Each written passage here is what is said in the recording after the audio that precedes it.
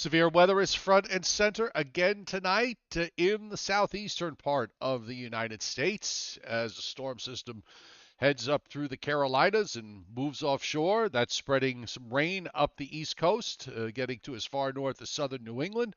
We've got a little bit of winter weather going on in parts of the northern plains as a new storm takes shape there, and that's going to trigger another round of severe weather across the south and southeast on Wednesday, and some of that severe weather could sneak up into the mid-Atlantic coast on Thursday. So springtime weather is everywhere tonight on the Joe and Joe Weather Show with a late start tonight, an 8:30 start. Hi everybody, I'm Joe Chaffee. Joe Reyes should be here momentarily. I thought I'd get the open done and out of the way as we set up for what's another busy night of severe weather and thunderstorms and tornado watches and tornado warnings. South Carolina seems to be getting the brunt of it tonight, and they're still in the thick of it right along the coast. There's rain on the radar that is moving northward. I got pounded today with some very heavy rain. Didn't get any lightning or thunder, though. It just poured rain from about 10 this morning till roughly 4 o'clock this afternoon. I'm guessing I probably got a couple of inches of rain in that 6 hour time frame. Had little streams and rivers running down the side of the hills and the mountains.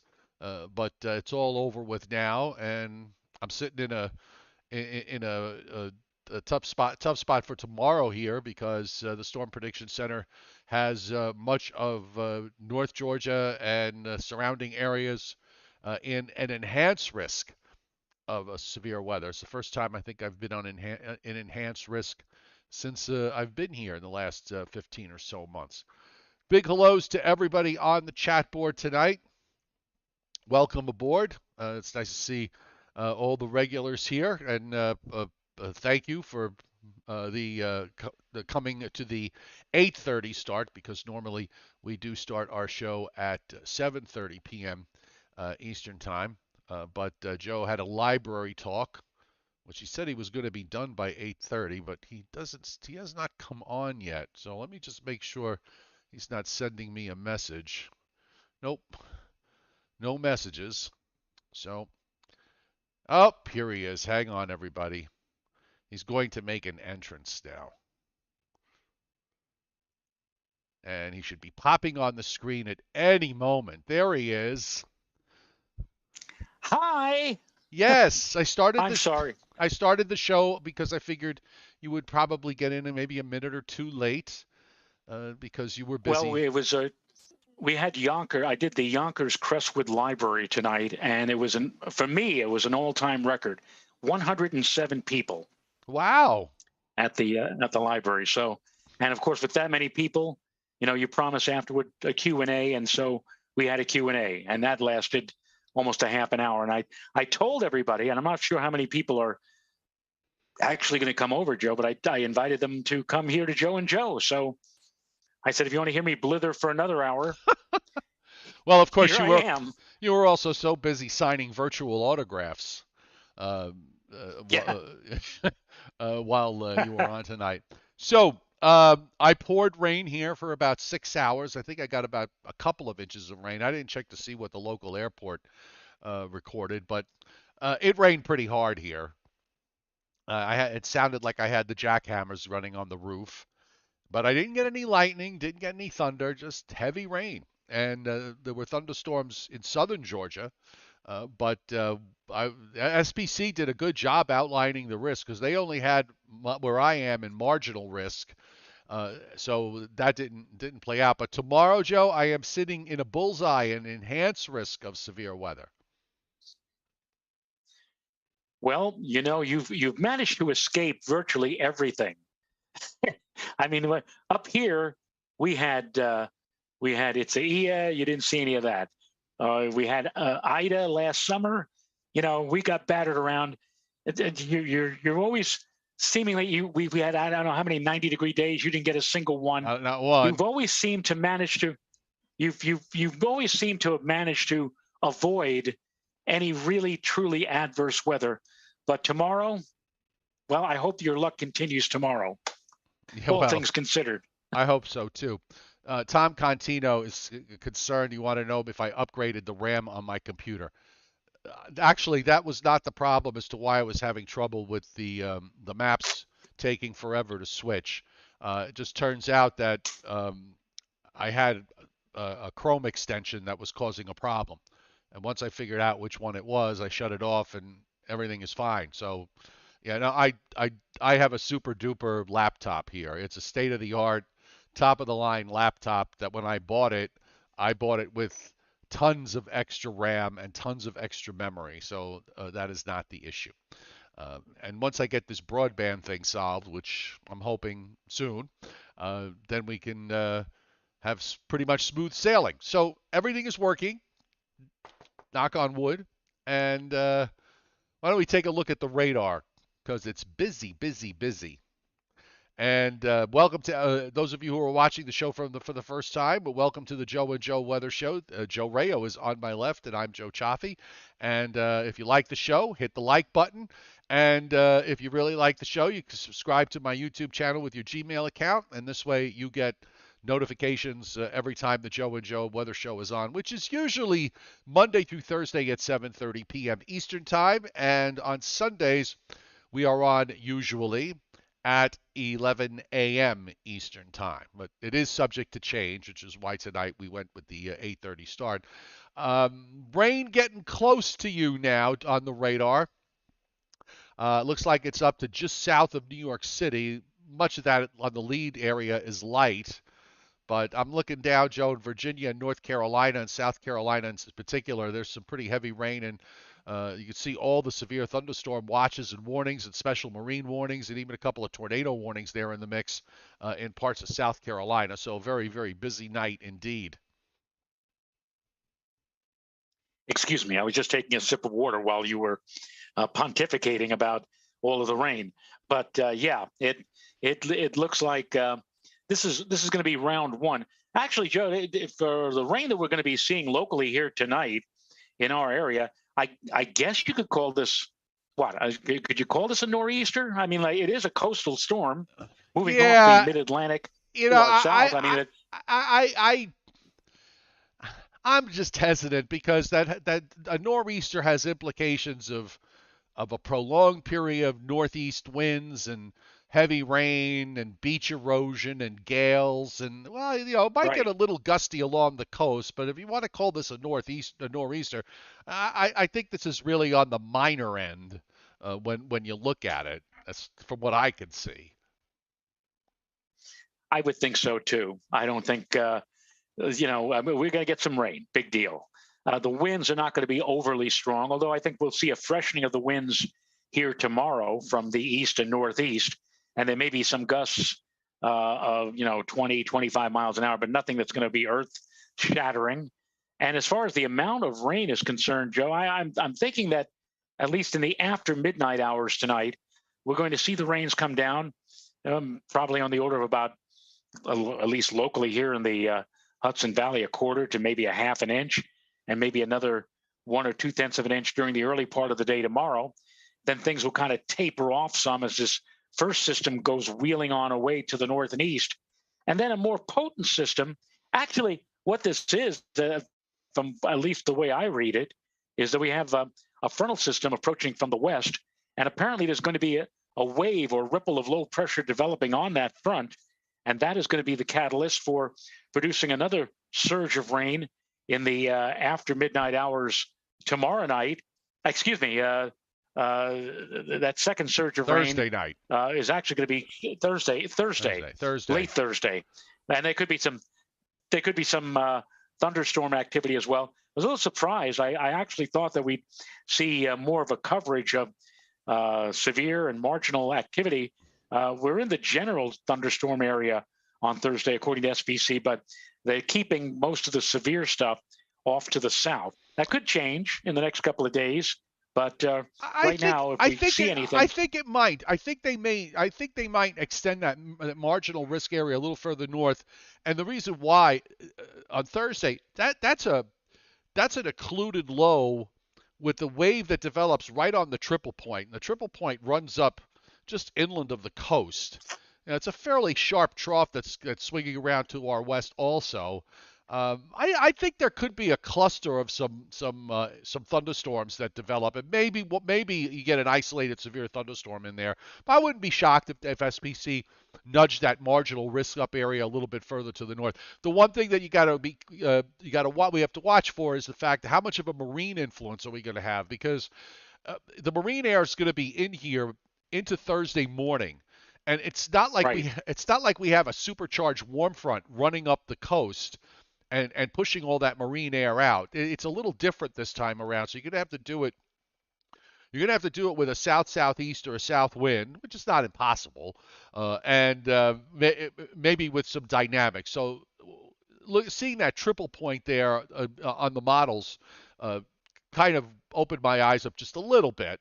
Uh, but I don't think it's going to be widespread severe weather. It's not going to be like what we're seeing on the radar right now down in South Carolina.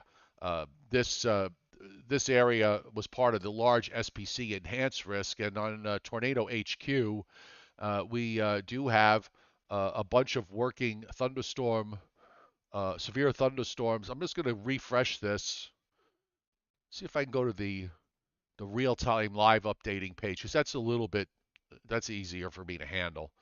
And okay, so here we go. A lot of special marine warnings up tonight. There's a ton of them.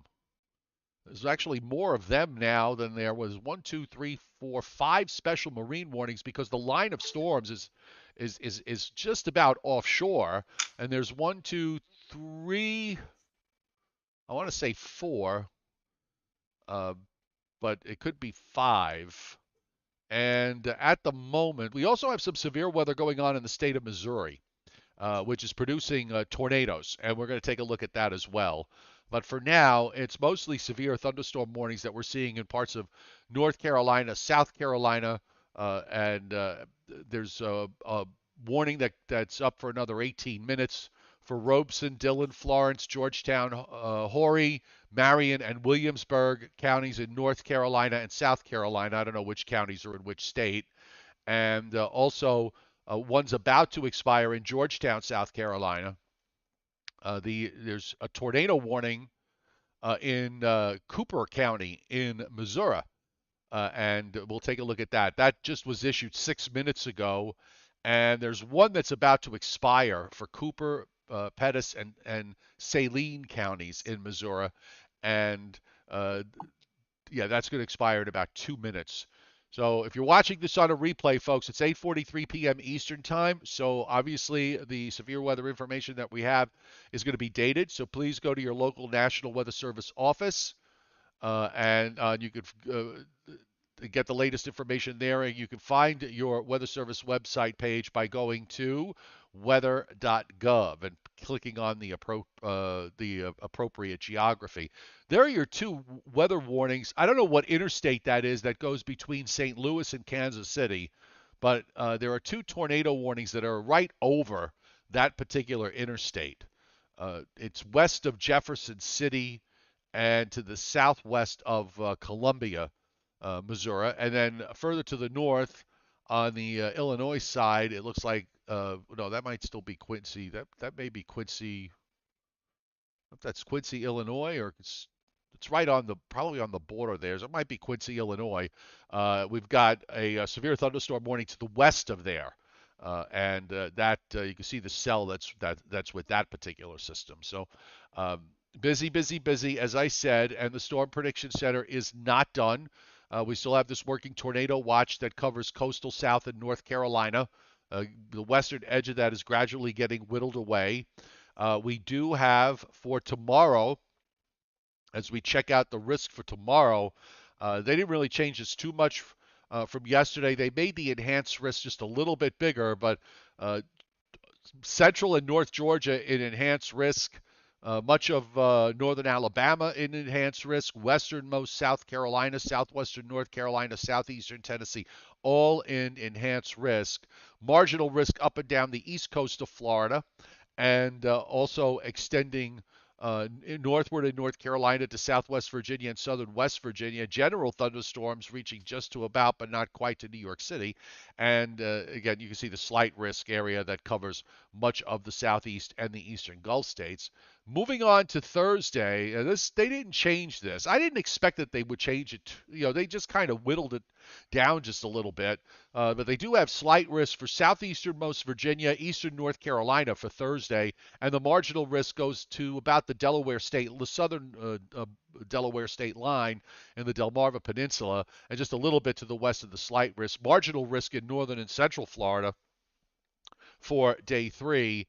And on the long range, we do have some risks being indicated on the long range. I believe it's in the day 7 time frame. In the day 7 time frame, they are showing an area of 15% risk, which would be the equivalent of slight risk in north central Texas. Looks like Dallas Fort Worth would be in that area, and much of the eastern half of Oklahoma. So we'll see what they do tomorrow. Tomorrow, Joe, they got that. That's when they do the categorical risks of tornadoes. So I'll be curious to see what they come up with. Well, just backtracking a few minutes ago, Joe, you were talking about you didn't know the interstate in Missouri. You may remember that in 1985, the Kansas City Royals and the St. Louis Cardinals were involved in the World Series, and they referred to that as the I-70 World Series because Oh, that's the okay. interstate that connects St. Louis and Kansas City. So that severe weather you were talking about is probably involved with Interstate 70 in Missouri, or as we say, Mo. And Robert Russo, who has nothing to do with Interstate 70, but does have something to do on the chat board. Thank you very much for hitting super chats tonight. He is on the first on the board, and I want to pass along. I don't know if Leon Probitsky is on. He sent me a message earlier today saying that he was honored that Renata, my wife, the executive producer of this show, is the vice president of the Leon Probitsky fan club. And I just want to tell you, Leon, that she appreciates those kind thoughts. Nice, very nice. And on the satellite tonight, the system in the east has a fairly decent satellite signature.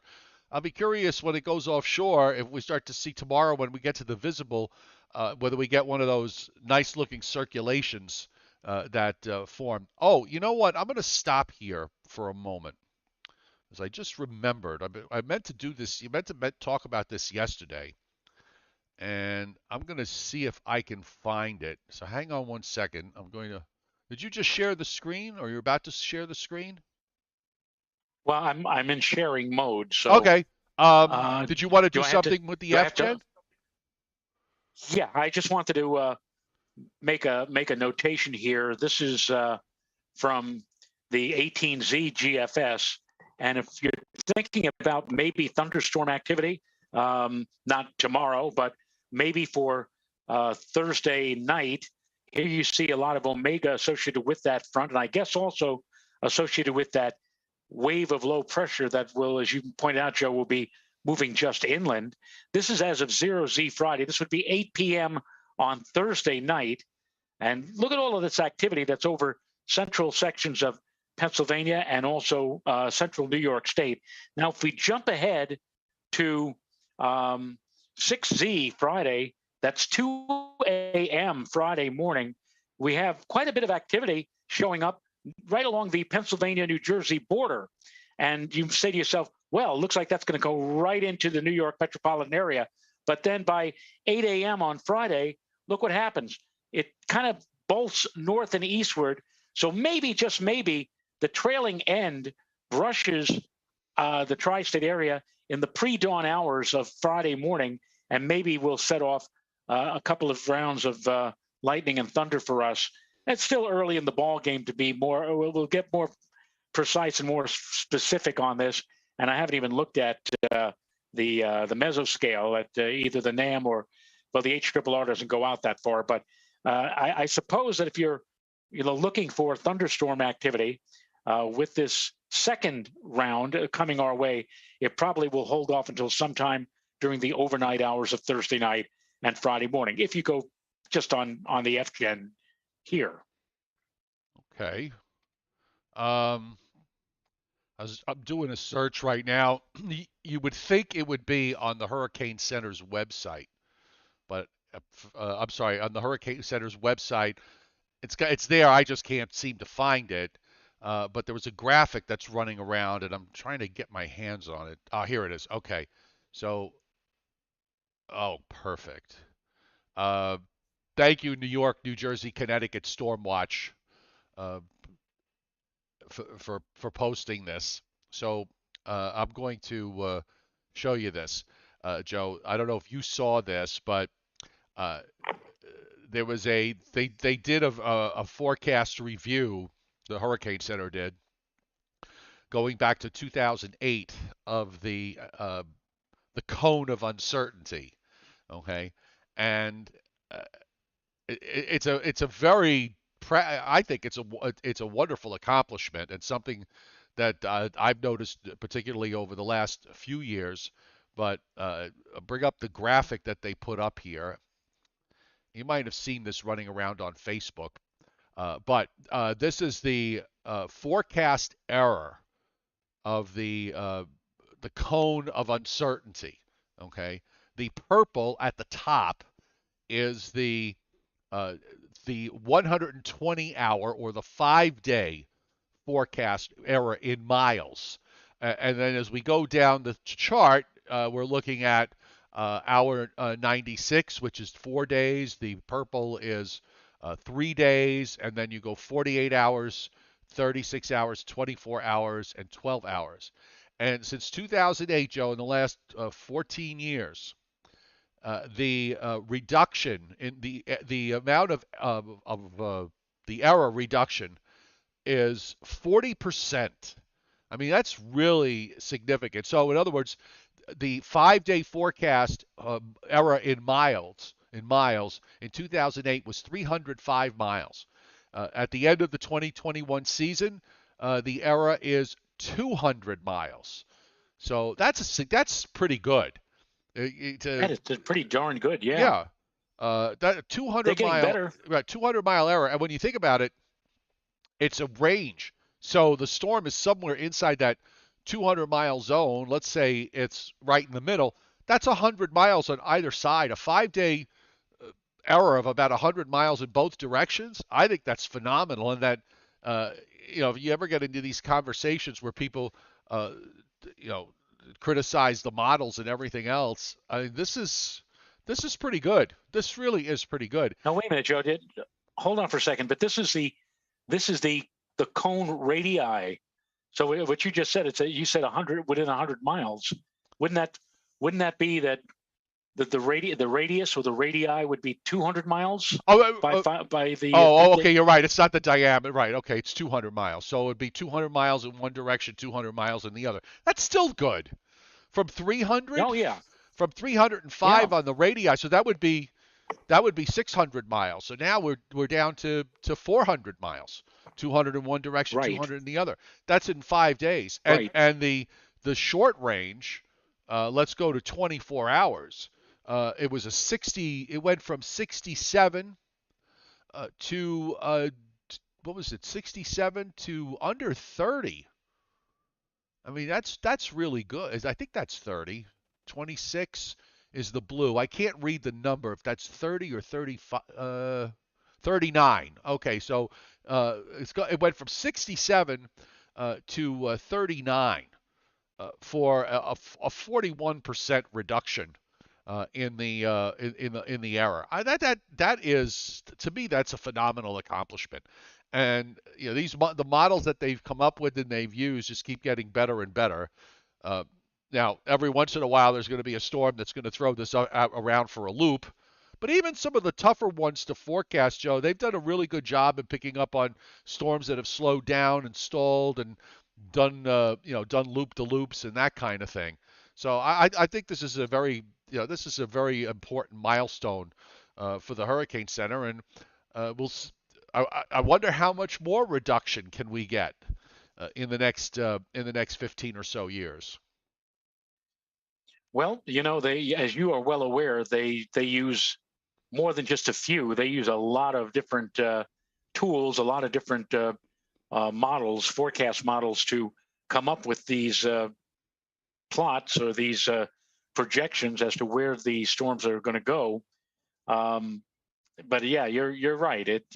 And you and I go back to the days when the only thing they did back in the 70s was they only went out as far as 72 hours, Hmm. and here now they've improved it to 5 days, and now they're actually improving on that 5 day forecast over the last 10 or 12 years. So yeah, there's certainly more room for improvement. And I think they'll continue to just get better and better. Yep. I agree, and we see how good SPC is dealing with stuff in the super short range and all that the mesoscale phenomena with tornadoes and severe thunderstorms. I mean, they do, they've done but I think they've done an exceptional job identifying the risk areas, days into the long range, and these the severe weather events the last 3 weeks across the southern states have played out pretty much the way they have been advertised.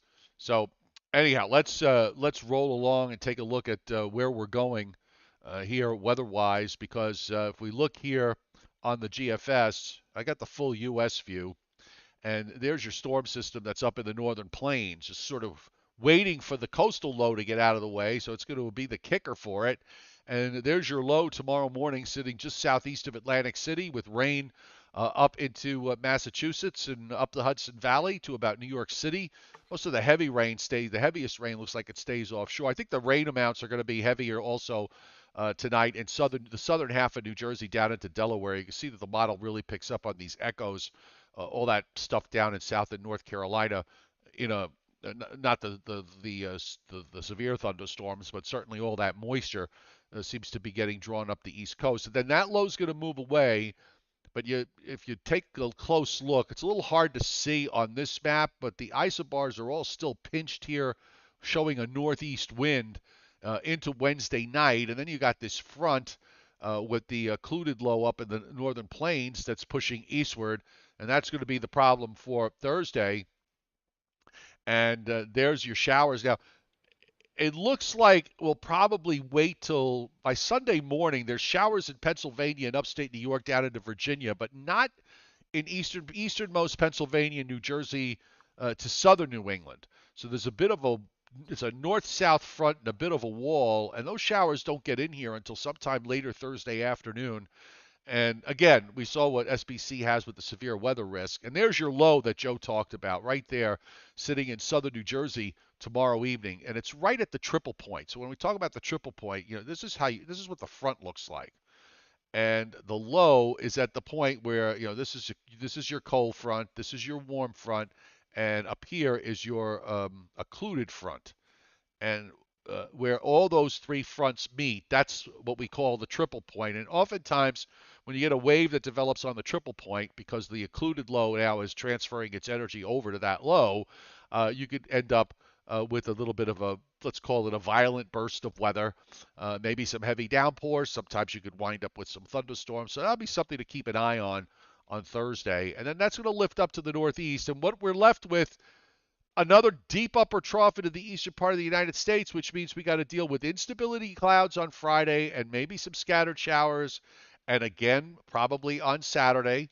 They develop during the daytime, they disappear at night, and even on Sunday, the GFS actually has some showers around scattered for Sunday. So uh, if you're looking for if you're looking for dry air and clear skies to come in on the back of that front, keep looking, because we still have some work to do in the upper atmosphere. Well, actually I kept Sunday dry. Sunday, of course, is Palm Sunday, so we're hoping that a lot of people who are going to be out and about and going to service and getting their palms, we hope that they won't get their palms wet on Sunday. And Monday and Tuesday of next week, Joe, we were touching upon this the last 2 or 3 days.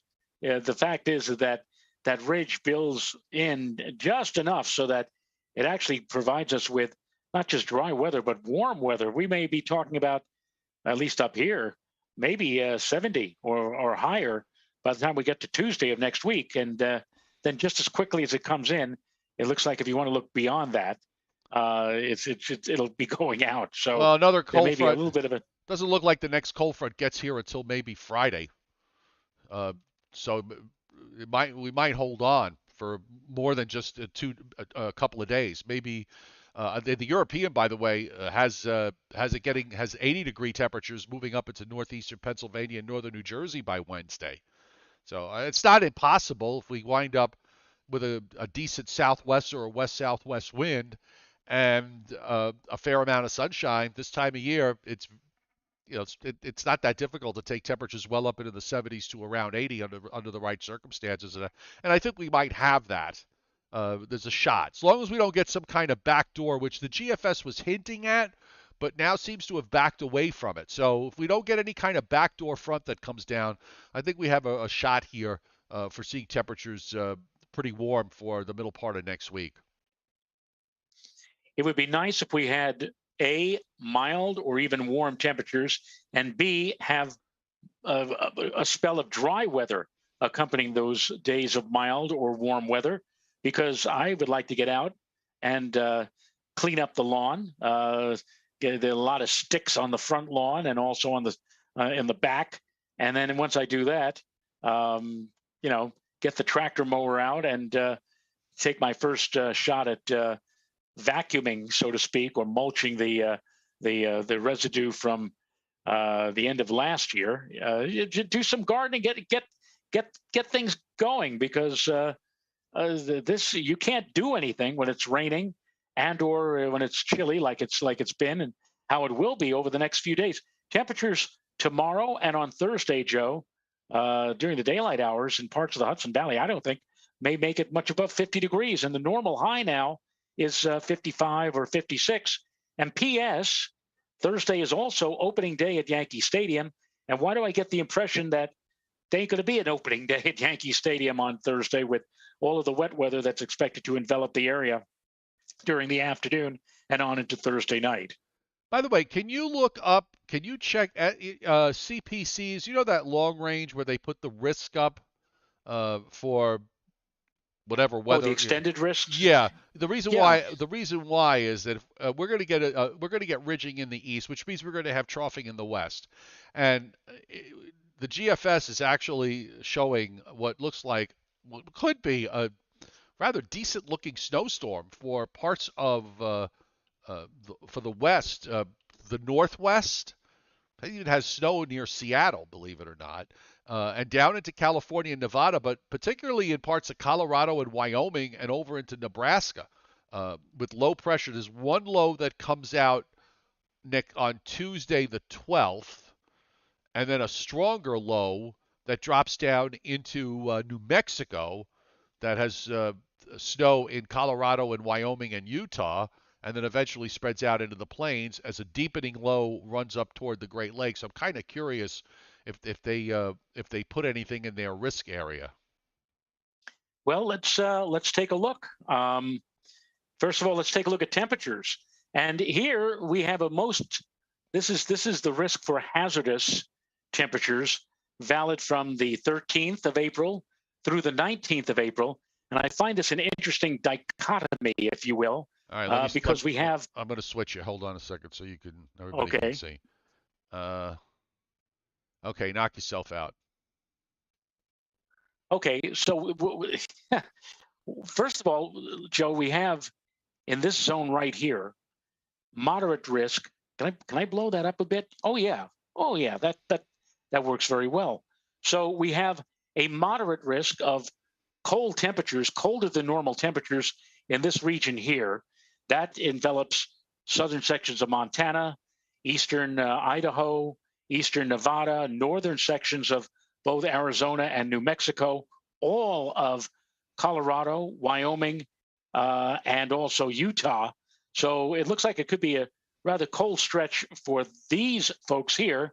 And then there's a slight chance for below normal or colder than normal conditions, which takes form over a good part of can I move this? Is there any way I can move this?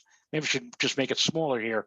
A good part out, as you just said, Joe, over towards Seattle and down into portions of California and then all the way back east into the western Great Lakes, encompassing also the northern plains. So this whole area here, from the 13th through the 19th of April, is being progged by the Climate Prediction Center to have colder than normal temperatures.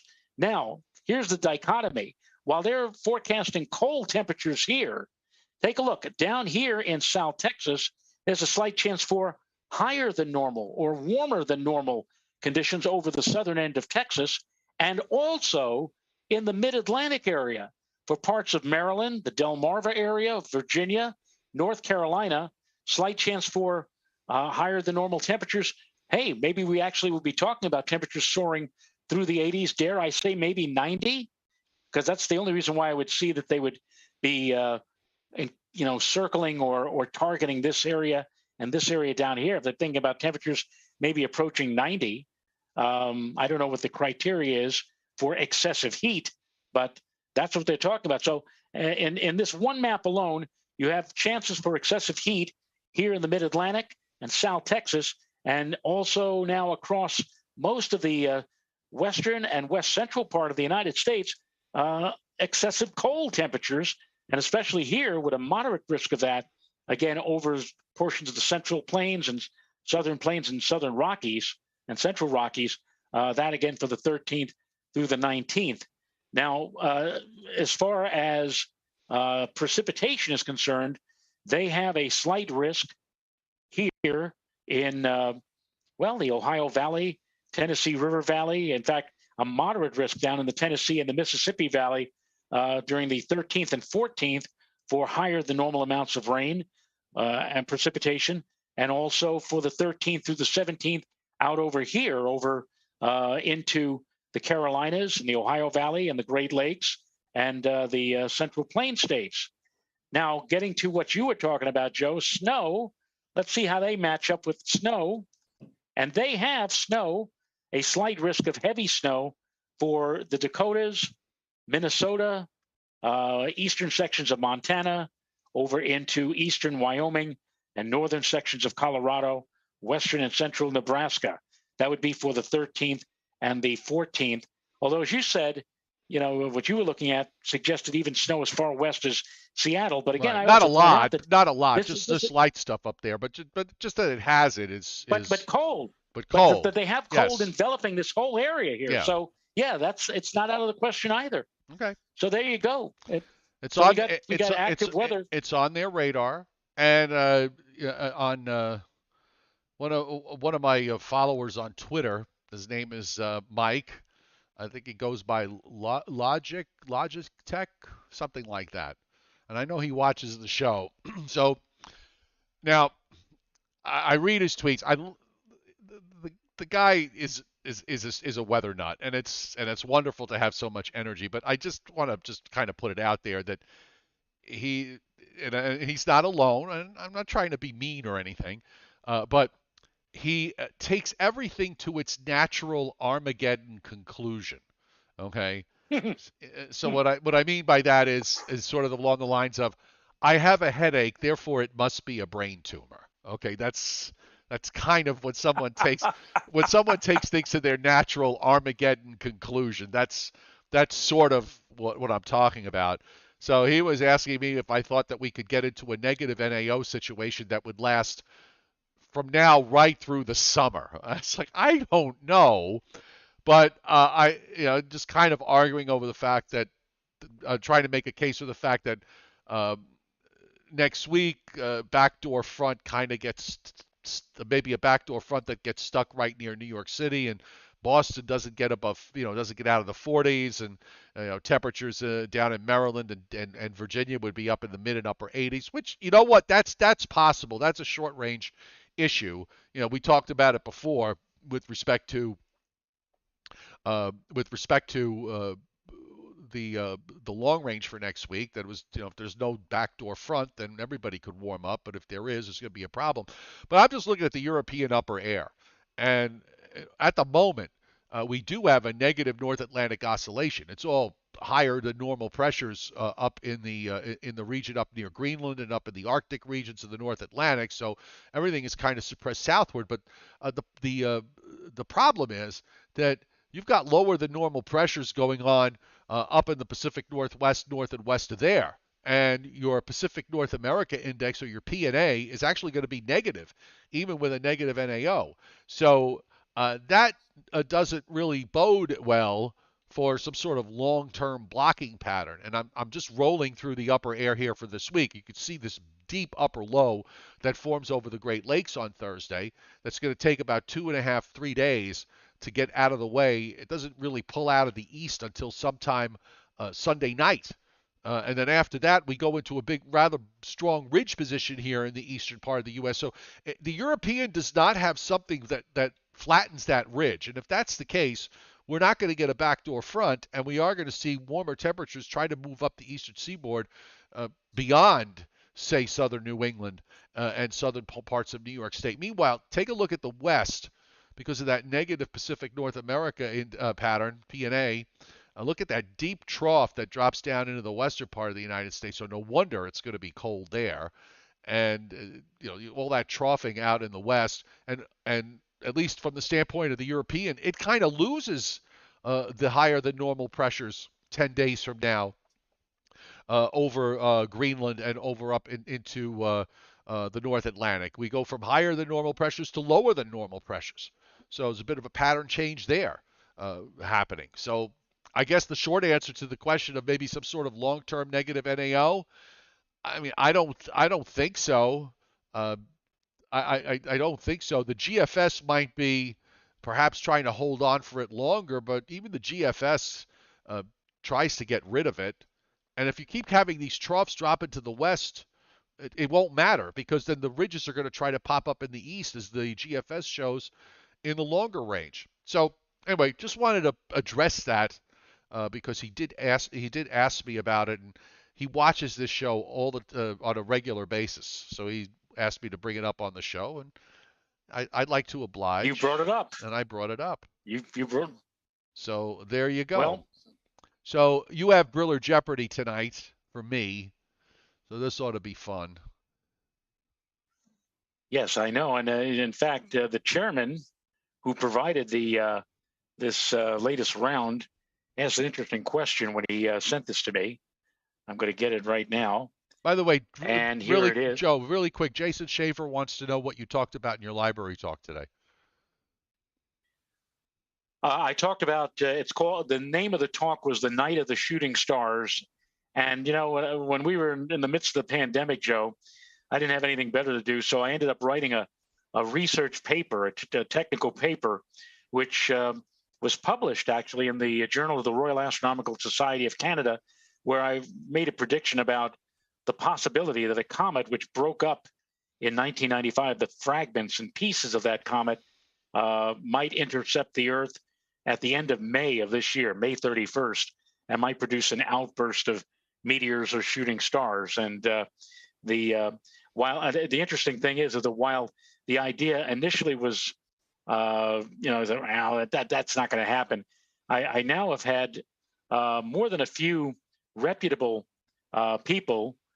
I'm way out of their league, but they said, yeah, that is a possibility that could happen. So that's what the talk was about all of that, and to alert people that we might see an outburst of shooting stars, which may number in the hundreds, dare I say, maybe even in the thousands per hour. The chances of 1,000 or more per hour are relatively small, but to see like maybe several hundred meteors per hour, that's probably more meteors than most people have seen in their entire lives, and that may happen again on May 31st. And that's what the talk was about. Oh, So, okay, great. uh, By anyway, by the way, it's um, also Jason Schaefer. I just noticed on the chat board bringing up Sal Blandino. This is Sal Blandino. When it's spring, it's Sal Blandino season. Landino. Oh my God, the poor guy. You know, I mean, of all places to live, you live in the Northeast where the springtime is. For those of you who don't know Sal, he has issues when it's not a perfectly sunny day from start to finish. So the spring is a tough time for Sal. So we're trying to help Yeah, him along because I've already had a couple of conversations with him with comments that he left on our on YouTube from last night's show and the night before last and the night before last and the night before last. So anyway, this is just kind of funny. I I'm sorry. Briller Jeopardy is what we were doing.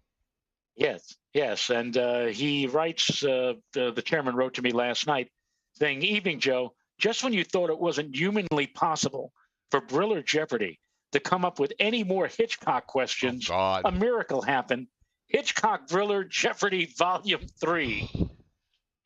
Are you ready for this, Joe? I'm ready. Go on. Let's try. The 3-minute shower scene in Psycho Right. took how many days to film? A, 3, B, 5, C, 7, or D, 9 days to film? Oh. You know what? I don't know. I know what they use to make this to mimic the sound of a knife going into human flesh. Oh, Yeah, um, and chocolate syrup. I'm gonna say 9, Close. It was 7. 7. It took 7 days. All right. Was that and that was Janet Leigh that was in that Yes. shower? Yes. So it took 7 days for Janet Leigh to take a shower, and the And chocolate syrup I make reference to, that wasn't blood, that was chocolate syrup, because the film was in black and white, so who would know? right. Well, Hitchcock would know. Well, they had Yeah, to use something that would show up well in the black and white photography. So I guess right. chocolate syrup, and they used it. 'Cause for those of you who don't know, they used a cassava melon to mimic. They would drive the knife Oh, into a cassava melon, and the sound that would make was the sound that they used to replicate a knife going into a human body, which is what we're yes, talking about here for Psycho. So, yes. some I algorithm wonder is how going to pick this up. So anyway, go on. I, I wonder how Stoney Curtis felt about all this, Yeah, being married to Janet Leigh. exactly. Number 2, Grace Kelly was in 3 Oh, Hitchcock films. Name 2 of the 3. And if you want to name um, all 3, go right well, ahead. she was in Rear Window, To Catch a Thief, and Dial M for Murder, You see, folks, and he went right ahead and she named all was 3 of them. utterly stunning. I mean, just absolutely stunning. I am such a huge Grace Kelly fan. The woman just was perfection. She was only in her 20s. Hmm. And she was just drop dead gorgeous. What and a very good actress. What was that line in The Honeymooners when they were trying to figure out great chefs of the world or Right. whatever? And Norton mentioned a couple of them. And he said Grace Kelly's His father, father. and Ralph says, Grace Kelly's father. I didn't know he could cook. He said he sure cooked up a good, great dish, didn't he? Yes, he did. All right, number 3, Cary Grant, or if you're Yes. a Flintstones fan, Cary Oh. Granite, was in 4 Hitchcock films. Name 2 of the 4. He was in Suspicion, North by Northwest, To Catch a Thief, and he was in and I really like Notorious. There it goes. It came to me. Good Notorious. God, there he fans. He did it again. 4 out of 4 on that. Congratulations. Now, who starred in the most Hitchcock films? Who And this is a name starred? that I'm not even familiar with. Wait a minute. Who Who starred? starred? Who starred in the most Hitchcock Or film? who Or maybe the better who term would appeared? be who was in, yeah, who appeared in the most Hitchcock film. And I have to tell you, Joe, I have no clue who this person is. I've never encountered this name before, Okay. but apparently this person has been So in. I know that Leo G. Carroll was in a few of them, but you said that you don't recognize the name, so I think you would recognize Right. Leo G. Carroll, so I know that's not it. Yes, Topper. Right. Topper and the Um, chief of Man from Uncle. Gee, you know what? If I could visually see him, what he looks like, I'm just quickly running through trying to run a few things through All my right, I'm going to head. give you a hint here. I'm going to give you a hint. The person in question is not a him. Oh, it's a her? Yeah. It's a her. In fact, while I'm waiting for an answer from you, I'm going to Google this person just to Yeah. see what. Well, Patricia Hitchcock, his daughter, appeared in a couple of the movies. Hmm. And then there was one that played, these were in small parts, but played like I could visualize this woman in three of the movies, but I don't. Foreign Correspondent, The Man Who Knew Too Much, and one other one. I could visually picture her, but I don't know who her name was. Yeah, you know what, Joe? I'm never going to get it. So, and I think if you tell me, I probably won't know. Claire Greet, Yeah, I have no idea who that is. born June 14th, 1871, died Valentine's Day, 1939. Oh, How is that so possible? she must have been How? she must have been in a lot of his early movies, and Yeah, I mean, like, did he actually? and some of the stuff that he shot that when he was shooting films in England. So I He would made I would never I would never have gotten that. seven appearances in seven Hitchcock movies. She began on stage in Shakespeare. He appeared in 26 films between 1921 and 39, including seven films directed by and one produced by Alfred Hitchcock. I see here. Now, you tell me, you're the Hitchcock person. Tell me which one is a Hitchcock. He appeared in The Rotters, Okay, Love at the Wheel, right. Love at the Wheel. Tell me if any of these are Hitchcock movies. Three Live Ghosts, Keep going. Number 13, The Farmer from Texas, The Ring, The Rising Generation, The Manx Man, Murder, Third Time Lucky, I'm going to say Murder was Alab- a Hitchcock movie, but I don't know. she was a member of the jury in that one. Third Time Lucky, Alibi, Many Waters, Lord Babs, The Sign of Four, Whiteface, Lord Camber's Ladies, Channel Crossing, Mrs. Dane's Defiance, Yeah, I don't know any of this the, the stuff. pointing the pointing finger, Little Friend, The Man Who Knew Too The Much. Man Who Knew Too Much, the first of two. He did that movie twice. That's Hitchcock. Okay. That's That 1934, and she appeared uncredited as Mrs. Brockett. okay.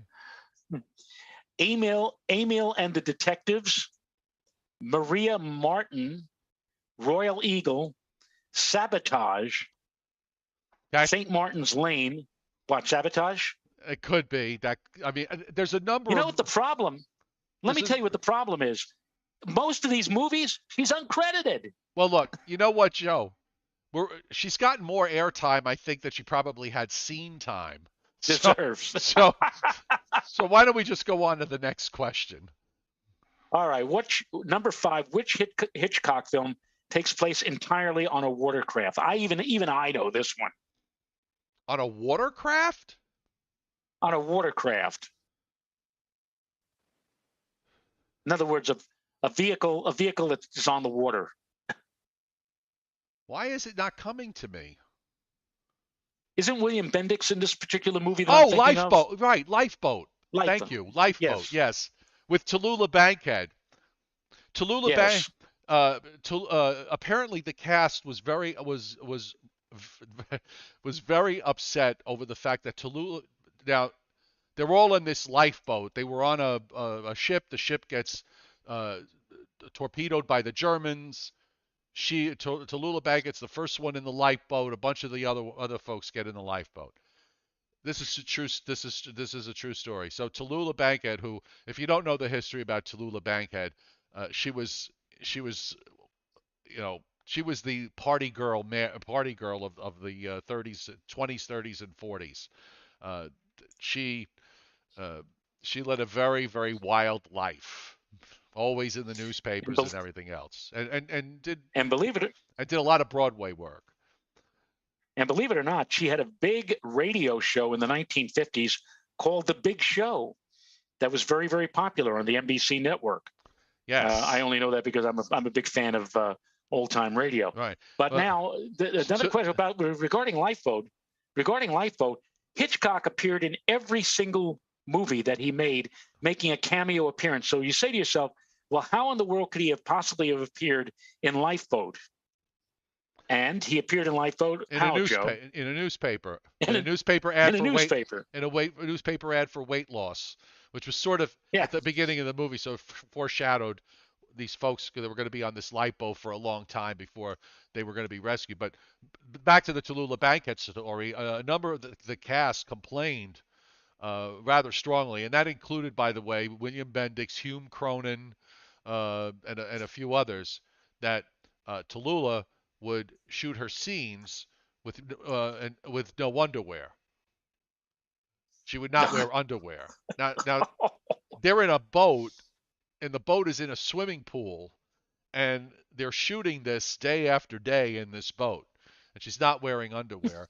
And apparently Hitchcock turned to one of his assistants and says, "I don't know if this is a problem for makeup or the hairdresser."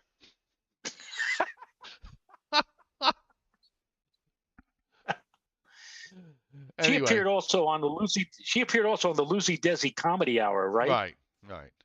And made a comment about Desi, like Desi's always afraid. Desi does have a temper, but he's also afraid of getting fat. Right. Oh, Number yes. 7, number 6, I should say. Which Hitchcock movie included a scene on Mount Rushmore? Oh, that was North by Northwest. Okay, yes, you're right. How many stars does Alfred Hitchcock have on the Hollywood Walk of Fame? Oh, gee, I don't know. Well, he's got one. I'm going to say one, two. Well, one for director, one for producer, maybe. I'll say two. And you're right. There's 2. Number 8, Hitchcock was nominated for Best Director, nominated now for 5 films. Name 3 of the 5. Okay, I will say. Um, oh God. Um,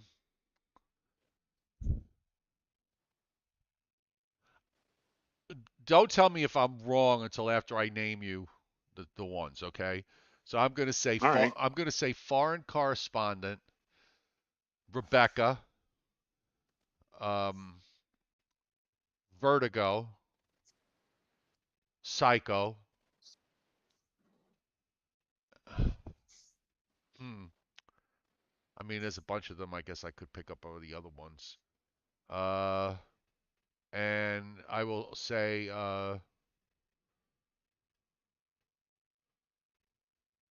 Notorious.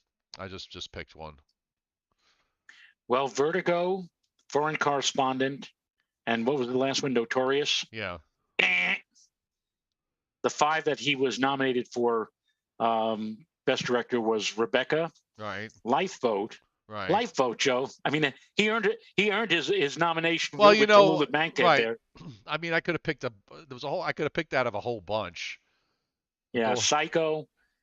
Psycho, Spellbound, and Right. Rear Window. Spellbound. Right. And he never won, by the way.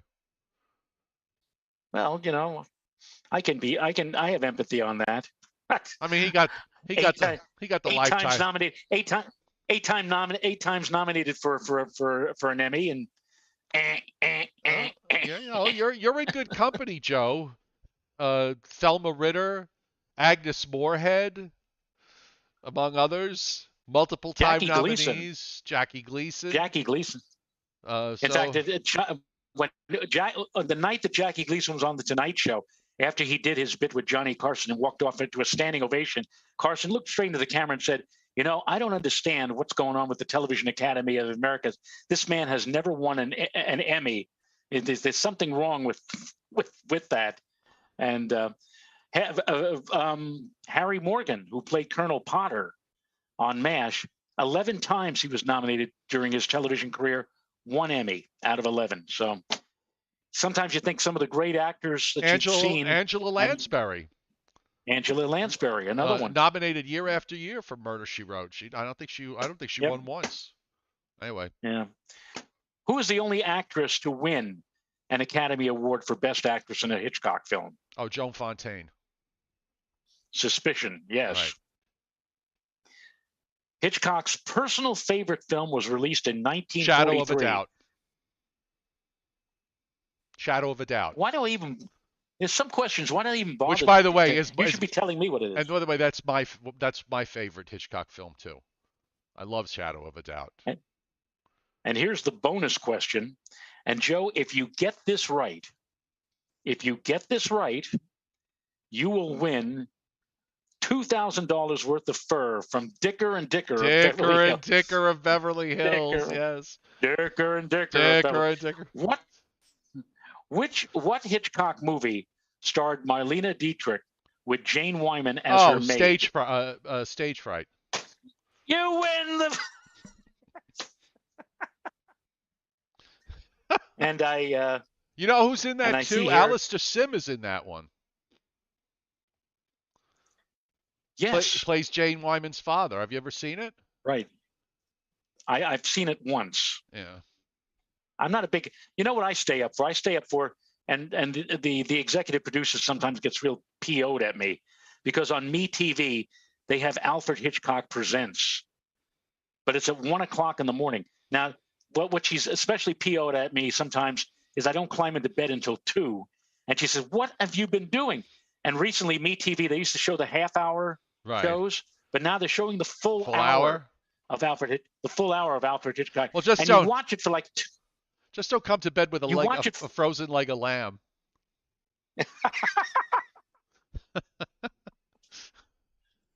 You watch for 2 or 3 minutes, and you get caught up, in the whole. By the way, thing. You say, I'm going to stay up for a few minutes here, and then before you know it, boom, it's 2:00. By the way, just along that point of the leg of lamb, because when it ends, Barbara Bel Geddes is. The short story is that she kills her husband hitting him over the head with a frozen leg of lamb, and her husband, if I remember, was a cop. So when lambs to the slaughter. So when the cops came to investigate, they couldn't really figure out, they couldn't find the murder weapon. She cooked the leg of lamb and fed it to the cops. Okay, that's how the show ends. But because in those days you couldn't end something with the bad guy getting away with it, Hitchcock would then come on, and then he would have like this sort of funny little monologue explaining that the person who committed the murder did get caught, and then he would say, she did something, and they found it, whatever it was. But he was especially furious in Suspicion, because in Suspicion, the Cary Grant character is supposed to kill the Joan Fontaine, his wife, but they made him change the ending to where so the ending's a little bit, when you watch the movie and then you get to the ending, you're left a little sort of a big downer, because it just really doesn't make sense, because the Cary Grant character in the movie is not a good person. But he had that problem with the censors a number of times, because there were things that he did that he wanted the bad guy to get away with it. With certain movies. Anyway, that was just a little aside. But I love. Now you have to explain. Go ahead. You have to explain to the chairman, because he makes a request at the end. He said, "Can you ask the boss, the executive producer, the chef, if she's available Sunday, April 10th for cooking, grill, or